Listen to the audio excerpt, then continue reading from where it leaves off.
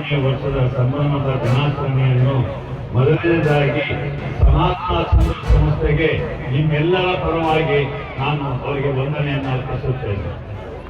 ಒಂದೇ ಮಾತನ್ನು ವ್ಯಾಪಿಸಿದ ಶರಣ ದಿವ್ಯ ಚೇತನ ಇವತ್ತು ಉದ್ಘಾಟನೆಗೊಳ್ತಾ ಇದೆ.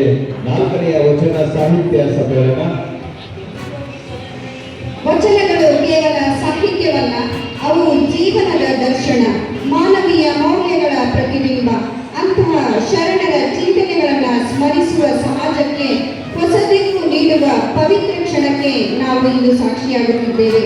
ಸಮತೆ, ಸಮಾನುಭೂತಿ, ಕಾಯಕ ಮತ್ತು ದಾಸೋಹ ಎಂಬ ಶಾಶ್ವತ ಮೌಲ್ಯಗಳನ್ನು ಜನಮಾನಸಕ್ಕೆ ತಲುಪಿಸುವ ವಚನ ಪರಂಪರೆಯ ಮಹತ್ವವನ್ನ ಪುನರುಜ್ಜೀವನಗೊಳಿಸುವ ಉದ್ದೇಶದಿಂದ ಈ ವಚನ ಸಾಹಿತ್ಯ ಸಮ್ಮೇಳನವನ್ನ ಆಯೋಜಿಸಲಾಗಿದ್ದು, ಈಗ ನಾವು ಈ ವಚನ ಸಮ್ಮೇಳನದ ಉದ್ಘಾಟನಾ ವಿಧಿಗೆ ಮುಂದಾಗಿದ್ದೇವೆ. ನುಡಿದು ನಡೆದು ಸ್ಪಷ್ಟೀಕರಿಸಿದ ಸಾಹಿತ್ಯ ವಚನ ಸಾಹಿತ್ಯ. ವಚನ ಸಾಹಿತ್ಯ ಬರೀ ಸಾಹಿತ್ಯವಲ್ಲ, ಅದು ಸಚ್ಚಾರಿತ್ರ್ಯದ ಸಂವಿಧಾನ, ಸಾತ್ವಿಕ ಬದುಕಿನ ಮಂತ್ರ.